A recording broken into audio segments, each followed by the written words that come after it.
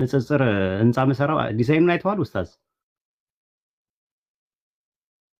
ይሁን ቤቱን ያየሁት። አይ ሌላ አዲስ አበባ ላይ ትልቅ ህንጻ 12 ፎቅ ዲዛይን ጨርሻለሁ። የሚገነባልኝም ባለሀብት ራሱ ጨርሻለሁ። ባለሀብቱ በጣም የሚታወቅ ኢትዮጵያ ውስጥ ባለሀብት ነው። ስሜ እንዳይጠቀስ ብሏል።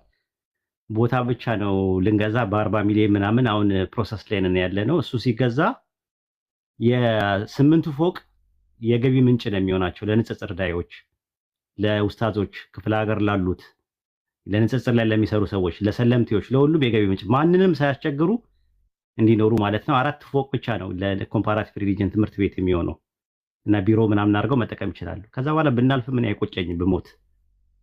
በቃ ለትውልዱ ማለት ሁሌ ልመና ኡስታዝ በጣም ነው የሚያስጠላው ራሱ ማለት ነው። አንገታችንን እየደፋን ነው የምንመጣው።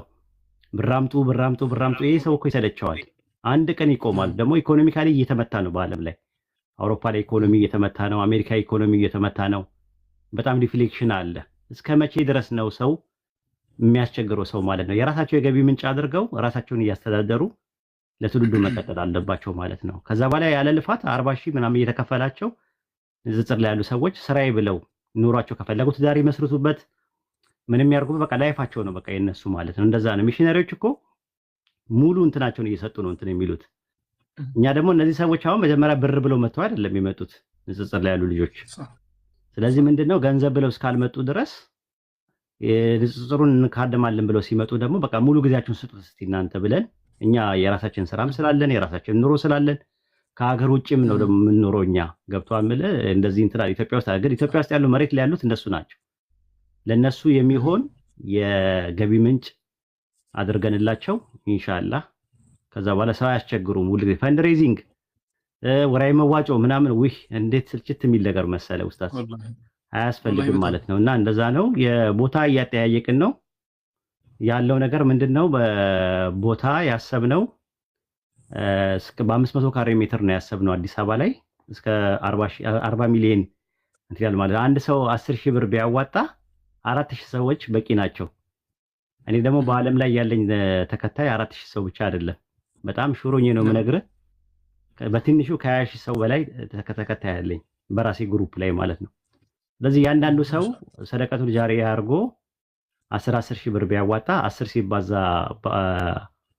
በ40 ሺህ ማለት ነው። በ4 ሺህ በቃ እንትን ይላል ማለት ይዘጋል ማለት ነው። ቦታውን ከገዛ ማለት ነው። እሱ አሁን እንትን ሁለተኛ ፕላን ቢ ነው። ያው የሰለምቴዎቹ ቦታው እንዳልኩ አሁን አልጋ ምናምን ነገር እንትን እያልን ነው። አልጋ ፊክስ ስናደርግ የገቢ ምንጭ ራሳቸው ወይ ዳቦ ቤት ወይም ደግሞ የህትመት ቤት ራሳቸው አድርገው ከሰው ሳያስቸግሩ ሰለምቴዎቹ ራሳቸውን ሲችሉ ቀጣይ ፕሮጀክታችን ይሄ ነው። ዲዛይን ምናምን አሰርተናል። ኢንሻአላህ እንትን ካለ ነው አላህ ያስጨርሰው። ከሆነም ሆነም ነው፣ ካልሆነም ደግሞ እና ኢምራን ያሰሩታል። እኔ እንኳን ካልቻልኩኝ እናንተ ከጀመራችሁ እኔ በጣም ቢዚ የሆንኩኝ ከመጣው እና ኢምራን አሉ እና ኢምራን ይጨርሱታል ማለት ነው። በእነ ኢምራን ነው ኢንሻአላህ ቢኢዝኒላህ። እናንተ ኢንሻአላህ ተዓላ ጀምራችሁ ጨርሱታላችሁ ቢኢዝኒላህ። እና ኢምራን ደግሞ ሌላ ነው ኢንሻአላህ፣ ሌላ ቀጣይ ሊቭል ነው እነሱ ዩኒቨርሲቲ ይስሩ፣ እነሱ ዩኒቨርሲቲ ይስሩ፣ እስላሚክ ዩኒቨርሲቲ። ከዛ በኋላ የአቂዳ የፊቂ የነህው ምንድነው በላጋ ሉጋ ሶርፍ ምናምን ሙቃረና ምናምን ብለው በደንብ እንትን አድርገው ራሳቸው እያስተማሩ ራሳቸው ማኔጅ እያደረጉ ወደፊት መስራት ነው። እንደዛ ወደፊት እንትን ማለት ነው። ስለ ክርስትና እርሶ መጥቶ ያስተምራል የዚያኔ ግዴታ ነው። እኔ ደግሞ ስለ እንትን ነው የማስተምረው፣ ኡሱል አልፊቅህ አስተምራለሁ ኢንሻአላህ። ምክንያቱም የኔ ዲግሪ በእንትን ነበር በሸሪዓ ነበር። በነገራችን ላይ ዲግሪ ወሰድኩት ኩሊየተ ሸሪዓ ነበር የተማርኩት። ከዚያ በኋላ ማስተርስ ላይ መጥቼ ቀየስኩት ሙሉ በሙሉ ማለት ነው። ወደ ንጽጽሩ ላይ ያመጣሁት ማስተርስ ላይ አልአድያ ወልመዛሂብ አልፊቅህያ ነው ኮምፓራቲቭ ሪሊጅን የሚባለው እንጂ መጀመሪያ ላይ አቂዳ ላይ እንትን ላይ ነበር ፊቂ ላይ ነበርኩኝ። እና ወላሂ እንዳሉት ኮሌጆች ኢንሻአላህ ተዓላ ለነሱ ተትቶ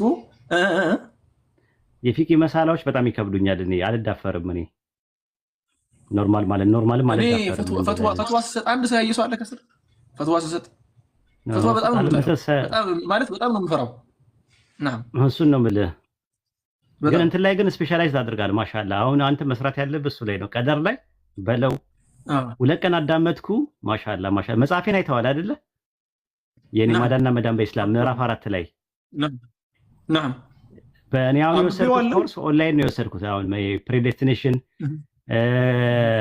ዲተርሚኒዝም የሚባለው ቀደር ሸርዒና ቀደር ምንድነው ከዊን የሚባለውን ኮዛል ዲተርሚኒዝም እና ቴዎሎጂካል ዲተርሚኒዝም ብዬ የፕሮቴስታንቶች ጋር ነው የወሰድኩት ኮርሱን።